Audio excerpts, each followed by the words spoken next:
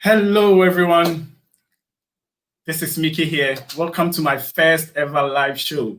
I am so excited to be here. So I'm waiting for my guest to come on and we will get started. So I'll introduce myself. I am Mickey Agyei and welcome to my channel, my first ever live stream on this channel. What do I do on this channel? What I do on this channel is I share my life experiences and we get lessons from it. And I also share my experience of the place that I am working, which at the moment is Belize in Central America. I believe everyone has got a story, and I believe every place has got something to show. So what I do is I share the story of the places that I am. So if it's something that you like watching, if it's something that you like to escape into, I will please ask you to subscribe to my channel and come on my journey with me.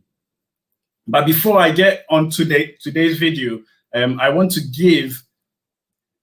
pay tribute to Chadwick, the Black Panther. I am really hurt about his death. I think he was a symbol of hope and a symbol of possibility for every dreamer out there, and more importantly, for young Black dreamers. And I can say that a lot of not one Black household hasn't been hit with this bad news. So rest in peace, bro, and my condolence to my brothers and sisters out there. So what is today's video about? Today's video is going to be about a woman who left New York City to Roatan in Honduras. Why are we talking about a move? I don't know if you've realized there is a mass movement of people from the Western world to developing countries, especially in Africa. And why are people doing that? I think everyone has got their own reason why they move. Some people, and I can attest to it, is the racial tension in America and in Western countries. And some people, it's economic reason. Me, I want to go back to Ghana for economic reasons. Because I think if you have a dream of becoming an entrepreneur, I see entrepreneurship as a medium or as a vessel of development. So if you want to own something and if you want to solve problems, I feel that moving into a developing country gives you more chances of realizing the dream of becoming an entrepreneur. So if you're watching me right now, I want you to put in a comment section why you would want to move from a Western country, why would want to move from a developed country into a developing country. So why am I speaking to someone who's moved from America to Central America, Honduras? I know it's not a lot of people are moving to Africa, but a lot of people are also moving to the Caribbean, and a lot of people are also moving to Central America. And most of my subscribers are Caribbeans. So she is going to be an example that it could be done, it can be done. And two, she has done it blind. In 2011, that was when she moved. She did it blind. There weren't a lot of YouTubers giving directions like we are giving today. So we are going to learn from her mistakes, and she is going to help us. And today and in subsequent sessions that we will be doing, we will be learning from her experience. And then thirdly, she is a Garifuna. If you watch my video, you will know that I like Garifunas. Like I like the Garifuna culture. If you don't know who the Garifunas are, I will put a link in the video description of a 3-part video that I made about the Garifunas, and it's very insightful and it's very nice. I would like you to go and watch. And she was running or still running a cultural center in Roatan, and she introduced people to the Garifuna culture. So she is one of the best knowledge walking around. So it will be nice to get her on, and she will also share her experience and share her heritage with us. So that is why we are doing that. So without much ado, I am going to bring Audrey on, and she is going to introduce herself to us, and we will get the chat going. Hey, hello, Mickey. Audrey. How are you doing? I'm doing good, and you? Yeah, not bad, not bad. Earlier I paid a tribute to Chadwick Boseman, and to me, I think he was a symbol of hope for dreamers, and to be precise, Black dreamers all over the world. What do you think about that? Oh man, when I got the news, I woke up so sad, but at the same time, I woke up so inspired because I felt like I had no idea that Chadwick had cancer and he was dealing with this for the past 4 years while filming all of these movies. So it's like, how can you wake up and say, "Oh, I don't feel like going to work," or "I don't feel like working on my business," and you're fine. You woke up in the house and you have energy. You're alive.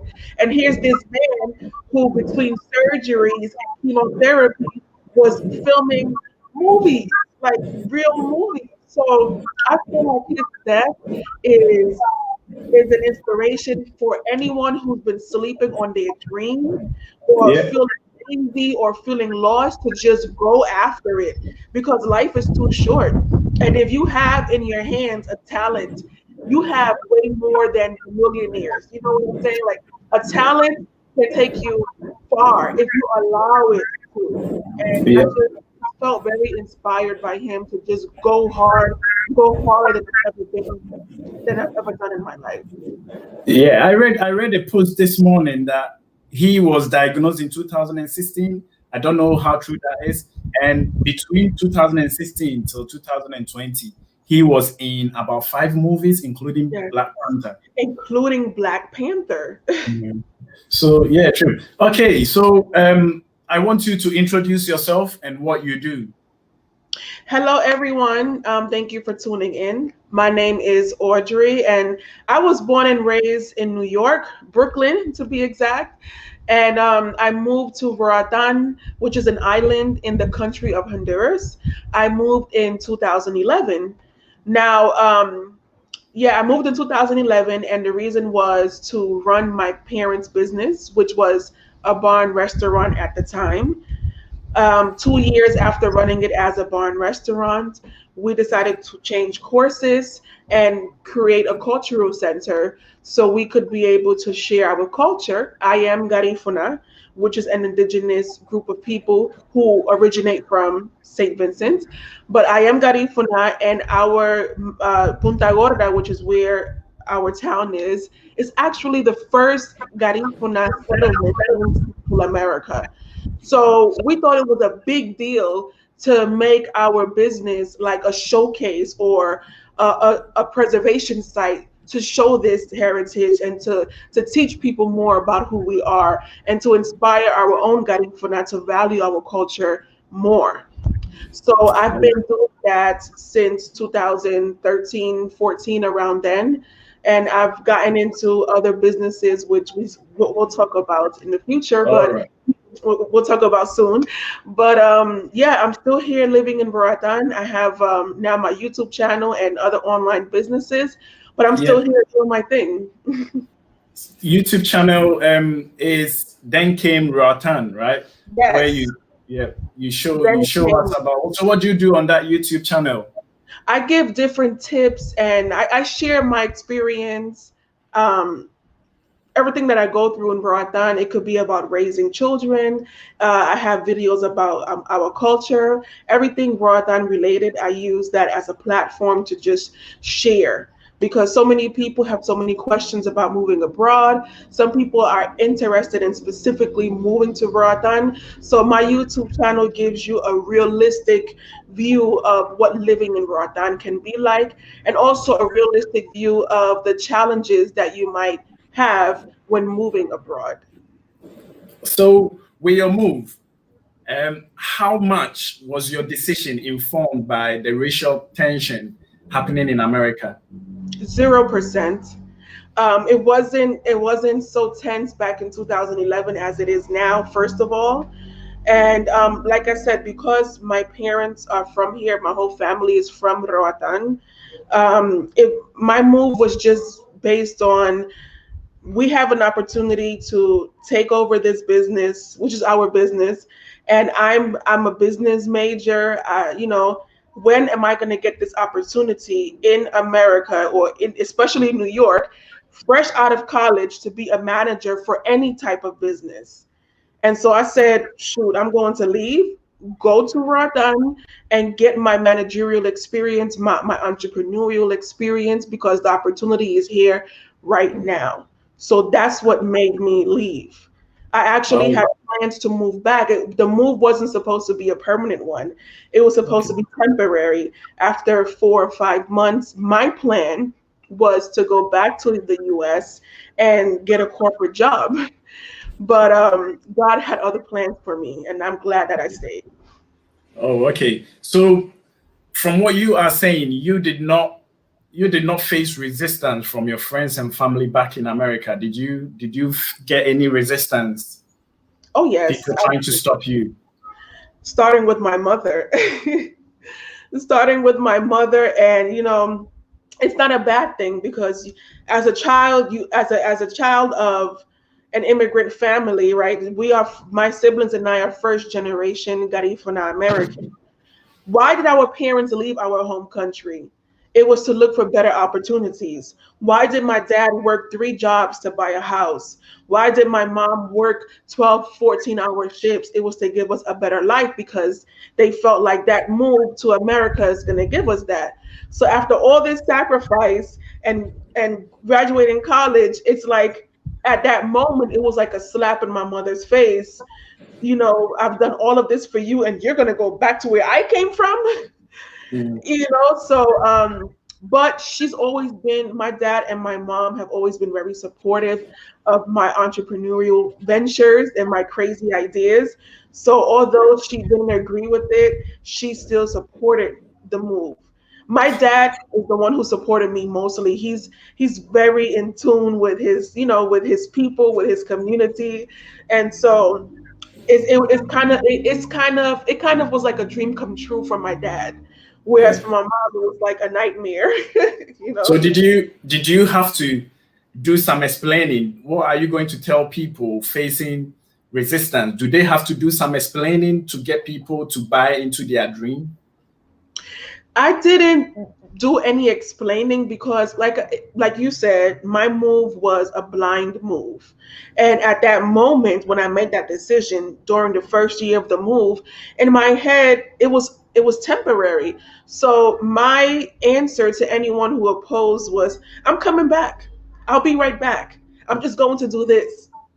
And I felt like it was easier to give them that than to explain the deeper reasons for why 10 months later I'm still in Roatan and not in New York. True. Okay, so you said it was meant to be temporal. Why did it turn into permanent? A couple of months after being here, I started to.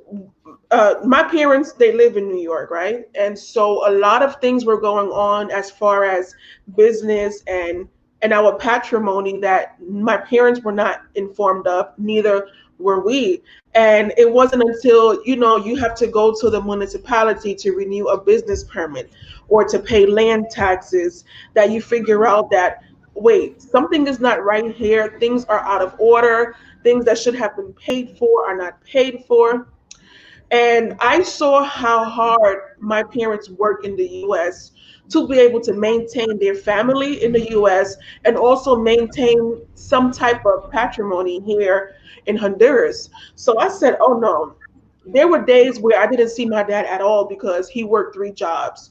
So I'm not going to leave Roatan without figuring this thing out, because that would be like throwing my whole inheritance in the garbage. And that would mean that all of what my parents worked hard for would have been in vain, because who else was going to come here, and who was going to leave America and come here and deal with this? Nobody, not even my parents, because they were busy still raising the younger siblings. So Okay. I felt like it was either I stay and preserve this inheritance that it's not just for me, but for my siblings and my future kids, or I go back to America and we lose everything. True. Oh, so you saw the opportunity that you had back home and you decided to take advantage of it. Mm-hmm. Okay, so moving, I realized you were single and you had no kids. Did that make it easy for you? Oh yes, and if anyone asks me this now in retrospect, I would say the same thing. If you're single and you have nothing holding you back, then go, because this is the perfect time for you to explore. You don't have to worry about looking for babysitters or thinking about school for your children, or you don't have to consider your spouse or your other half, how they feel. I feel like if I was married at that time, I probably wouldn't have moved, or my move would have been temporary because I had to consider my husband's feelings or what's going on in his life. So, from what you are saying, that you will say that if someone would like to move and they are young, this is the time for them to plan. It Oh, takes planning, and yeah, you have to do it. So, for people with family, unlike yourself, hmm now that you have a family, do you have any advice to someone planning, someone who's got family? Do you hmm have any tips for them, oh yes. especially pertaining to kids? Oh yes, definitely. And the first thing I would say is think about what type of income you're going to have. Some people, they think that they can leave America and go to another country and, let's say, look for work. You have to understand that specifically in Roatan, the salaries available are nothing compared to what you would be getting in in America. So the first thing is think about how you're going to make money. If you are going to work from home, then you need to be in a location where the internet is great and you have backup energy. Think about those things first, the money. And then afterwards, think about education for your children. So do your research. Do you know about the public school system? How does it compare to the private school system? And start making your budget. Think about how you want your children to be educated. And I think I would start from there first, because once you have your income and your children taken care of, everything else comes after. So, talking about that and talking about the entrepreneurial side, making money side, and how to sustain yourself, I want to remind everyone who is watching that this is going to be a 3 week session. So, our next session, we are going to go into more about the reality of living abroad and how you can use the opportunities in a developing world and the exposure in the developed world to harness your survival and to harness your entrepreneurial ability. So that will be our second one will be on the 5th Yes. of September. So next Saturday, 12 p.m. Central Time Zone. So Central Time Zone. So if you're in UK, that will be 7 hours, so 7 p.m. in UK. And if you're in Ghana, it will be 6 p.m. in Ghana. And that will be so beneficial to you as well. And we will be sharing some entrepreneurial tips and something that you probably haven't thought about. And I think it will be very informative. Okay, so moving on. Garifuna. Who are the Garifuna people? The Garifuna people are survivors. The Garifuna people are our story is a victorious story of Black history, and it's not just because I'm Garifuna. Garifuna people resisted slavery and have been able to preserve their culture for over 200 years, regardless of being displaced and spread all over Central America. We still have our culture. So Garifuna people, just to sum it up, we come from the island of St. Vincent, and our culture was created by the fusion of Africans and Arawak Indians, who were the original inhabitants of St. Vincent. So Arawaks married with Africans, and that's what gave birth to the Garifuna culture. Eventually, the British tried to take over St. Vincent, and we, as the Garifunas, resisted that colonialism because we were never slaves. What happened is eventually we were exiled by the British and sent to Roatan, Honduras, and established the first Garifuna settlement in Central America. Now, from here, from Roatan, we continue to move, and we created about 36 or 35 Garifuna communities on the mainland of Honduras. And we continue to spread to Guatemala, Nicaragua, and also Belize. So, what's so special about us is that after 200 plus years of being exiled and displaced, we still have our language, our spirituality, our way of life. It's still there. So it's an indigenous Black culture that you don't only have to read about it in books or a video, but we're live and direct. Like you can really go to one of those countries in one of those villages, sit down, speak with the elders, and get to know this beautiful group of people.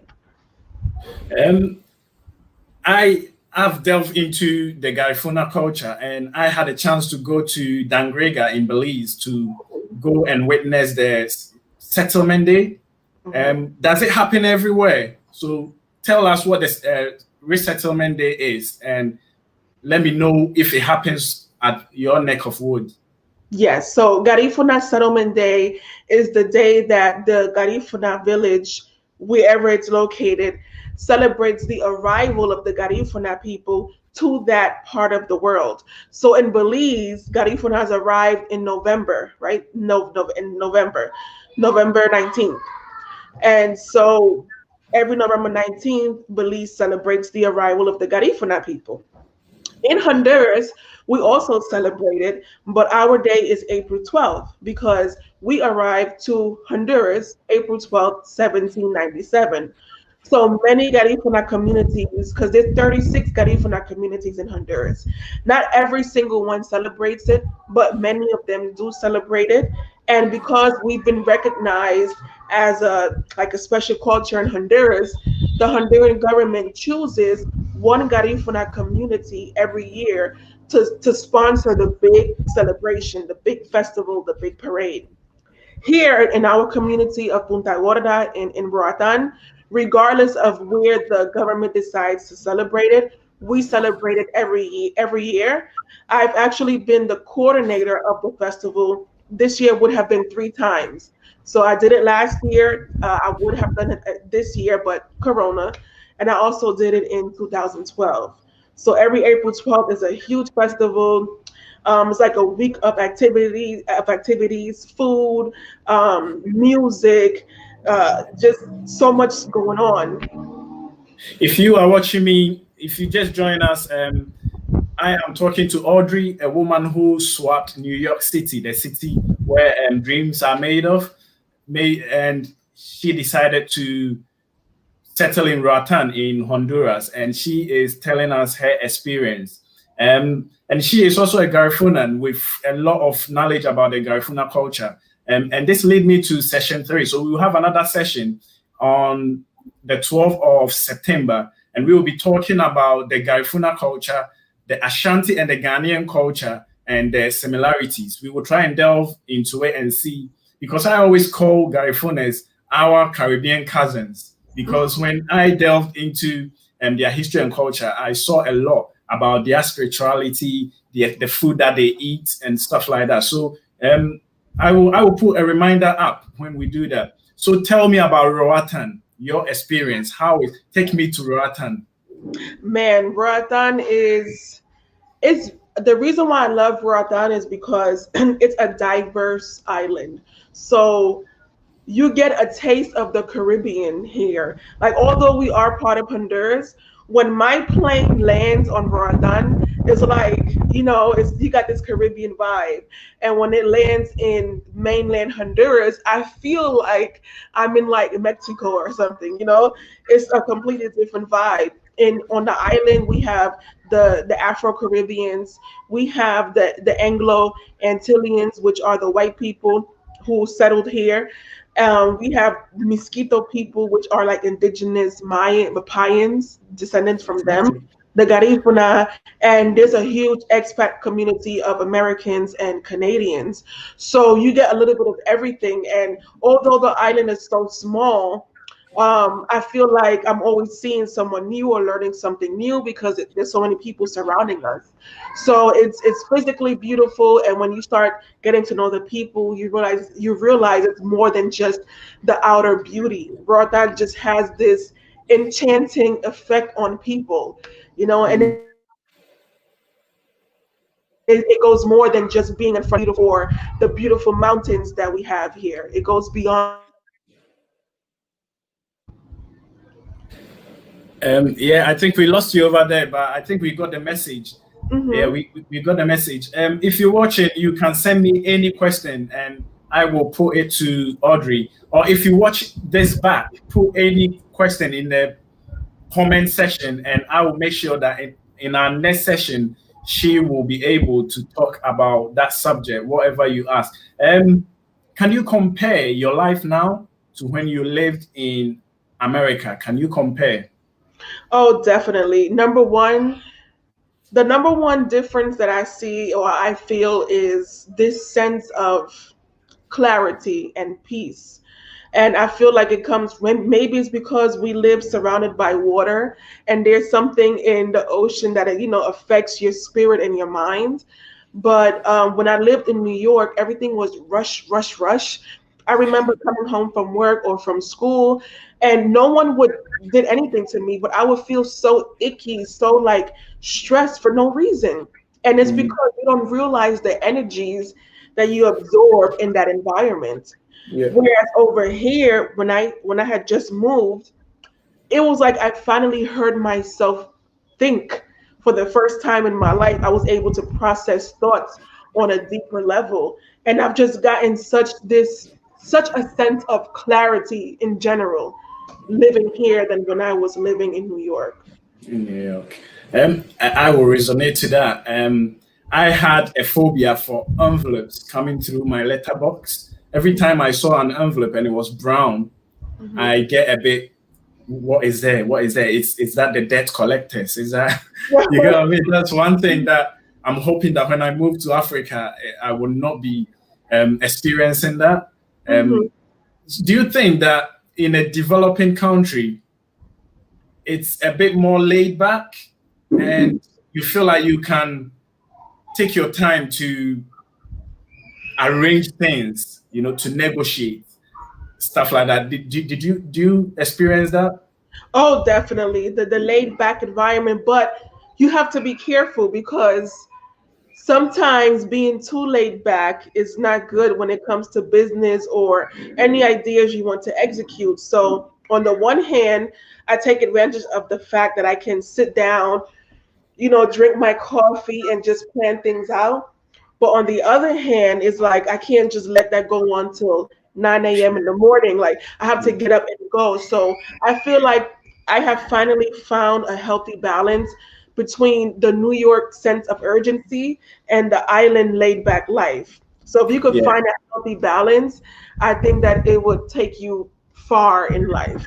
Yeah. So yeah, and that is the balance, isn't it? And Mhm. this is something that some people find it difficult when they move back, knowing and being used to like moving quick, being on time. Sometimes some people back home takes it to another level, isn't it? So it's all about, as you said, striking the balance.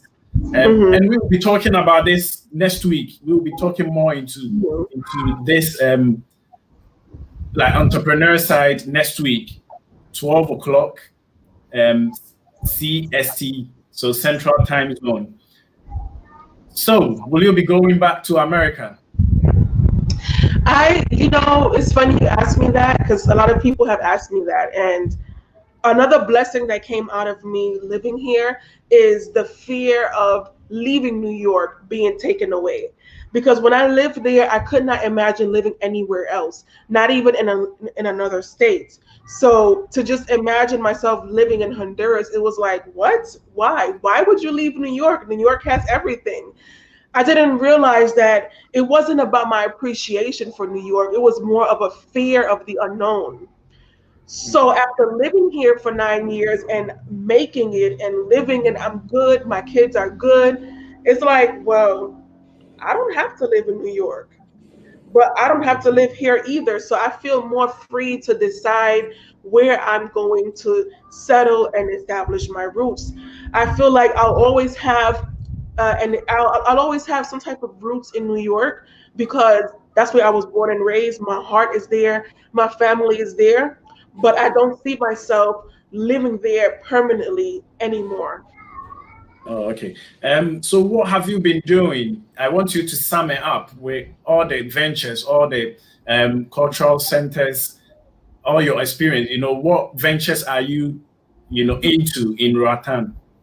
Well, starting with I call it the battle of preserving my culture because when it comes to the cultural center specifically, I find myself fighting with tour operators and tour guides who want to exploit our culture. So I've been really trying to find a middle ground where, yes, my people, my Garifuna people can use their culture to make money, and we can work with outsiders to find a sustainable way of doing things, you know. So that's been a real battle of mine to find that middle ground and when to say, you know what, I cannot accept that contract because my people are worth more than $1 or $2 per person. And talking to my people and saying, hey, you know what, I'm trying to fight for this for you, but I need you to up your quality. You know, I need to see some fresh uniforms. I need to see some more engagement with customers. So, you know, finding that middle ground of providing quality and not accepting just $1 or $2 and being just like this monkey show for tourists that come. So that's been a real big part of my journey. But I feel like I found a solution, I found an answer, and it reflects in the success of the cultural center. You know, Before culture. before Mhm, yeah, before we go on to some of the things that you've been doing, live mhm. life. Hello, thank you for joining us. Live life is asking, what is the cost of living in Roatan on average? On average, you can live comfortably in Roatan with $1,000 That is income. Honduras. Yes, $1,000 income a month. But the average local person, they make the minimum wage is only about $400 a month for, you know, the average worker here. But if you're thinking about paying rent and transportation, $1,000 is just making it, just making it.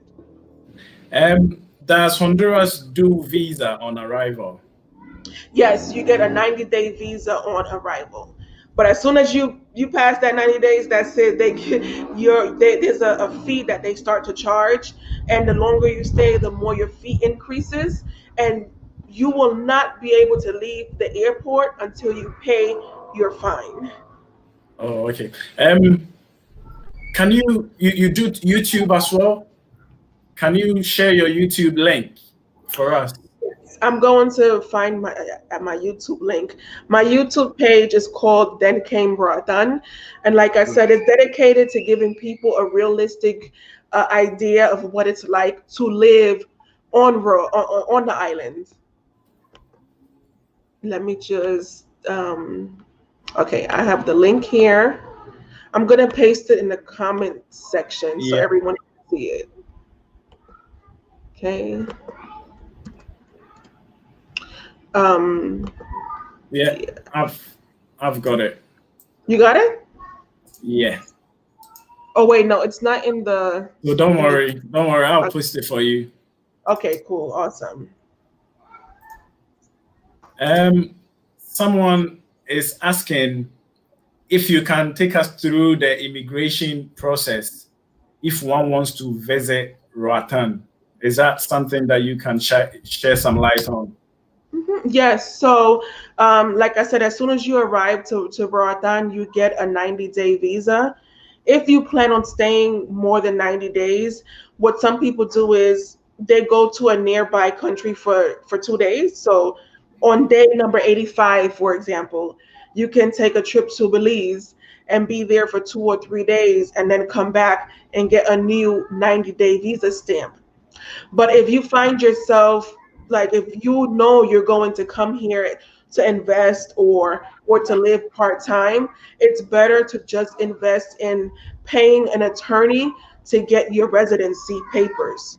Because Oh, this okay. you avoid, because 90 days might seem like a long time, but if you live here for 1 year, for example, to up and leave every 90 days and go to another country, it can become a hassle. So it's a better investment of your time and your money to apply for residency if your plan is to stay in Roatan for an extended period of time. Oh, okay. So basically, I can just pick my passport and just travel and get a visa on arrival. Yes, correct. Okay.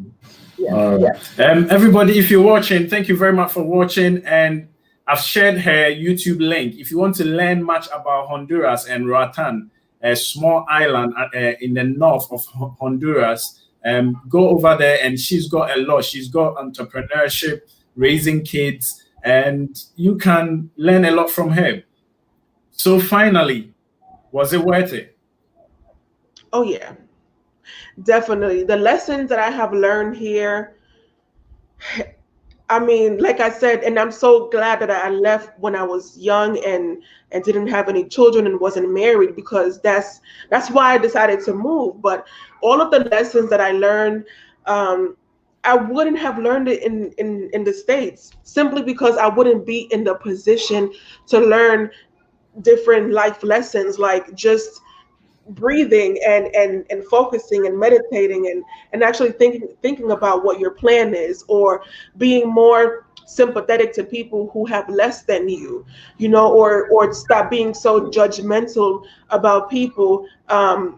Get to know their story first, you know. So living in the village, living in my community, it allowed me to learn more about who my people are and why is it that they act a certain way. So instead of getting mad of, oh, why you gotta act like that, no, I learned why. I see, and if it wasn't for me being here and experiencing it, I wouldn't have learned that. So yeah, this move it was one of the best decisions that I've made in my life. Do you have dreams of visiting Africa? Oh yes, definitely. I'm actually working on a documentary about the Garifuna culture. It's called Anichigu. I'm gonna put it in the link as well. And so we were able to go to St. Vincent last year for Heroes Day, and it was part of our research about the Garifuna culture. So we all agreed on we have to go to Africa.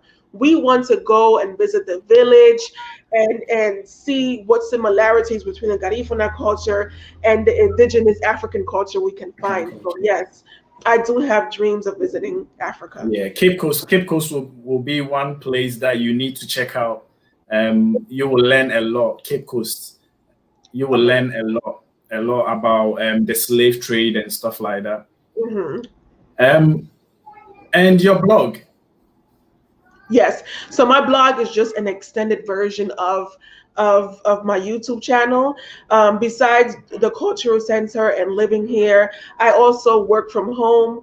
I do digital marketing and virtual assistant, and I feel like it would if I like to inspire people to go after some type of career in that area if you are aspiring to live abroad, because it can help you to live anywhere in the world. You know, it might not be Honduras, it might not be Ghana, but if income is your concern when it comes to moving abroad, then what you have to do is get that solidified, right? And you can do that by taking control of your income by creating a business around, you know, any online business. I specifically talk about virtual assistant and digital marketing, but it can there's so many other areas you can go into. I have Akua Mwabwatin here saying, "Hi, I like your channel. Thank you very much for your support." And do you have any final words, Audrey, for us and for Uh, people watching? Yes, before we hang up, I just want to tell anybody, if you have a dream and it involves you leaving your comfort zone, leaving your country or leaving your state, and there's nothing holding you back, just go. Because even if it ends up being the biggest mistake of your life, it will be the biggest life lesson. So just take that leap of faith and go.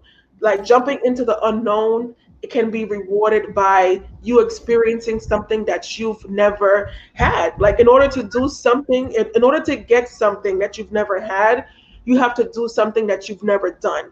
So as long as you stay where you are, everything is going to be the same. But what would happen if you leave?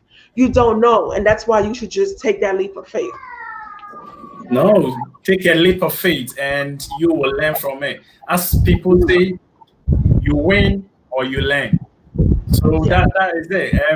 Just go for it. Go for your dream. Audrey, thank you very much for joining me. And I know that we've learned a lot from you. Thank you very much. And I will see you next week. Next week, Oh, Saturday, where we will be talking about the realities and expectation of living abroad and how we mhm. can harness the Western world and then the developing world to increase our survival and to push our entrepreneurial instincts. So thank you very much. And yeah, everybody who joined us, thank you very much. This was my first ever live stream. It's flown by. I don't know if you felt the same. Yeah, It's gone really by. And yeah. I wanted to keep it at 30 minutes, but we've got to 40 minutes. If you got value in this video, please hit the like button and subscribe for more. And if you want to share it, it will be good to share as well. And please go and subscribe to Then Came Roatan. That's the link. And you will learn a lot from the Central America culture and the Garifunas. Thank you very much for watching and see you in the next video. Bye. Bye, Mickey.